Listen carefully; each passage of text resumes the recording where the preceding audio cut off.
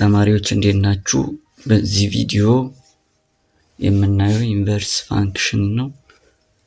ኢንቨርስ ፋንክሽን ምንድነው? ፎርሙላው ምንድነው? እንዴት ነው የሚሰራው የሚለውን በኤግዛምፕል በፎርሙላና አንዳንድ ኢንትራንስ ጥያቄዎች ላይ የመጡ ጥያቄዎችን ቁጥሮቹን እየቀየርኩ ግን አሰራሩ አንድ አይነት ሆኖ ቁጥሮቹን እየቀየርኩ አሳያችኋለሁ ማለት ነው። እስከመጨረሻው አብራችሁን ከቆያችሁ ታተርፉበታላችሁ። እንዲሁም ቴሌግራም ቻናል አለ። ኢንትራንስ ኤግዛም ጥያቄዎችን መስራት የምትፈልጉ ቴሌግራም ቻናላችንን ተቀላቀሉት። ኢንቨርስ ፋንክሽን መቀየር የምንችለው ካልን እቺን ኤክስ በዋይ መተካት ማለት ነው።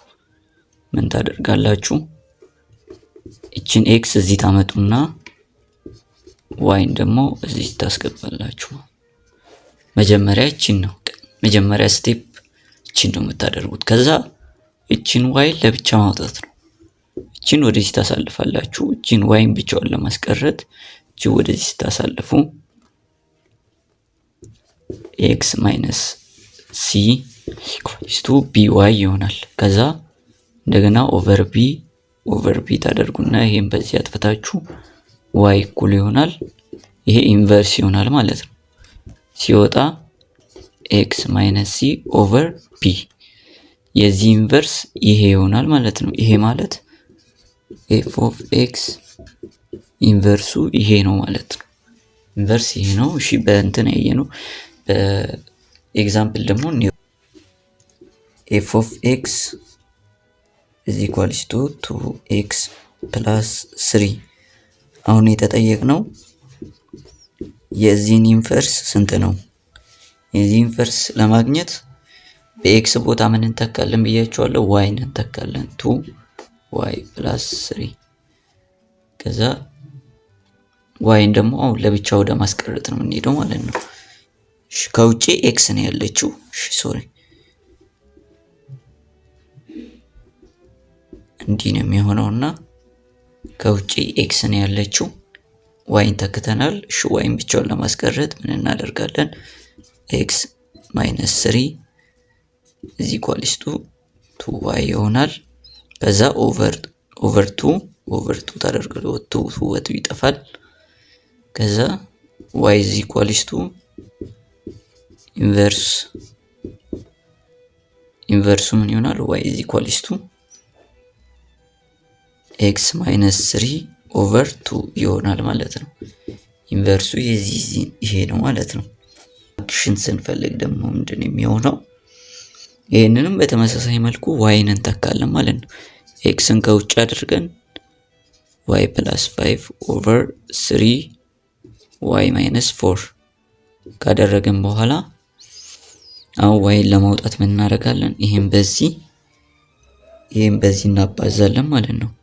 ክሪስ ክሮስ ስናደርግ y + 5 = 3y - 4 እንላለን።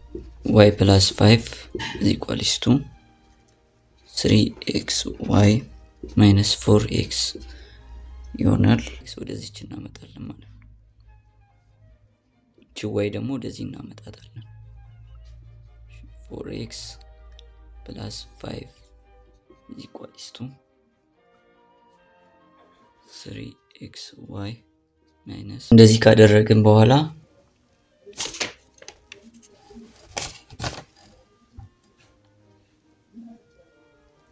ከዛ ተመልሰን ደግሞ 4x + 5 = yን ወደ ውጭ አውጥተን 3x - 1 አድርገን እንደዚህ እናስቀምጠዋለን ማለት ነው። ከዛ ኦቨር 3x እቺ yን ብቻውን ለማስቀረት y ኦቨር 3x - 1 እናደርጋለን። ይሄ በዚህ ሲጠፋ y = 4x + 5 ኦቨር 3x - 1 ይሆናል ማለት ነው።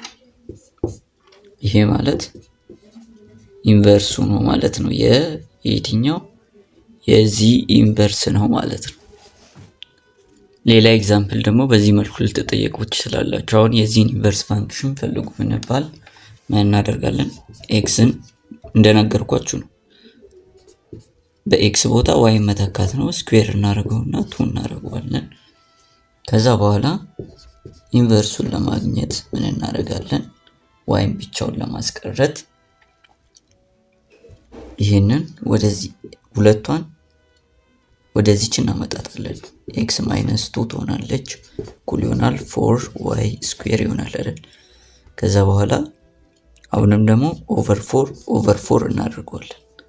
ይሄ 4 በ4 ይጠፋና ዋይ ስኩዌር እኩል ይሆናል ኤክስ ማይነስ 2 ኦቨር 4 ይሆናል። ከዛ በኋላ ይሄንን ደግሞ ስኩዌሯን ለማጥፋት ሩት ውስጥ እናስገባዋለን ማለት ነው። ስኩዌር ሩት ውስጥ እናስገባው ኤክስ ማይነስ 2 ኦቨር 4 ይሆናል። እቺን 4ም ማውጣት እንችላለን ከስኩዌር ሩት ውስጥ፣ ምክንያቱም ከስኩዌር ሩት ውስጥ ሲወጣ ስንት ይሆናል ማለት ነው? 4 ከስኩዌር ሩት ውስጥ ስናወጣው 4ን 2 ይሆናል ማለት ነው። ስለዚህ ከውጭ በኩል 1 ኦቨር 2 ይሆንና ኤክስ ማይነስ 2። በዚህ መልኩ ፈተና ላይ ልትጠይቁ ትችላላችሁ። ሌላ ጥያቄ ደግሞ የዚህን አሁን ኢንቨርስ ፋንክሽን ምንድነው ተብላችሁ ልትጠይቁ ትችላላችሁ። የዚህን ኢንቨርስ ፋንክሽን ለማግኘት ያው ቅድም እንደነገርኳችሁ በኤክስ ቦታ ዋይን መተካት ነው። እሺ ኤክስ ከውጭ አድርጋችሁ ዋይ ማይነስ 2 አድርጋችሁ መተካት ማለት ነው። ከዛ በኋላ እቺ ሩት ማለት ስኩዌር አይደለች? ተመልሰን እቺን ስኩዌር አድርገን ዋይ ማይነስ 2 እናደርጋለን ማለት ነው። እቺ ሩት አይደለች? ሩት ስኩዌር ሩት ስለሆነች ወደ ስኩዌር ቀይራታለን ማለት ነው። እቺን ወዴት ቀየርና ማለት ነው? ወደ ስኩዌር ወደ ፓወር ቀየርናት ማለት ነው። ወደ ፓወር ቀይረን ወደ ኤክስ ጋር መጣናት። ከዛ በኋላ እቺን ሁለትን ደግሞ ወደዚህ እናመጣታለን ማለት ነው።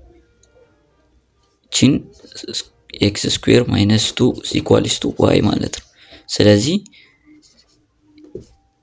ኢንቨርስ ፋንክሽኑ እኩል ይሆናል ኤክስ ስኩዌር ማይነስ 2 ይሄ ነው ማለት ነው። የዚህ ይሄ ነው። ስለዚህ የዚህ ስኩዌር ሩት ይሄ ነው ማለት ነው። ኢንቨርስ ፋንክሽን ይሄ ነው ማለት ነው። አሁን የተጠየቅነው ኤ እኩል ይሆናል ምንድነው? ቢ እኩል ይሆናል ስንት ነው የሚለው ነው የተጠየቀው። እሱን ደግሞ ስንፈልግ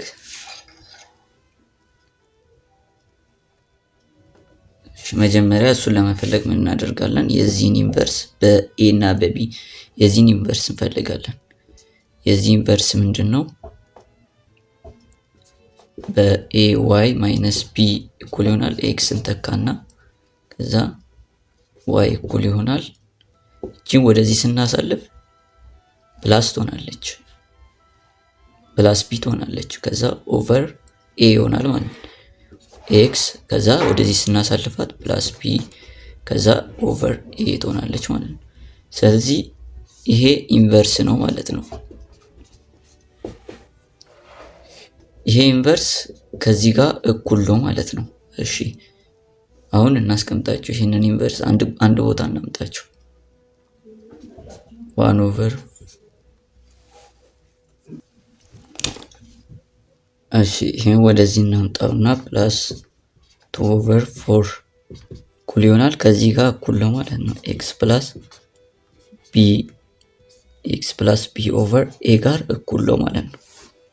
ይሄ በቁጥር ሲሆን ይሄ ደግሞ በኤቢ የሚለው በሱ ነው ማለት ነው። ከዛ እንደዚህ ከጻፍን በኋላ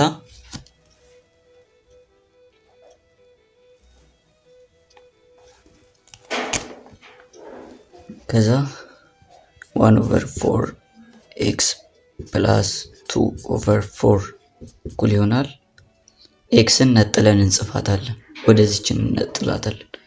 እንዴት አድርገን 1 ኦቨር ኤ ኤክስ ፕላስ ቢ እናደርገዋለን ማለት ነው።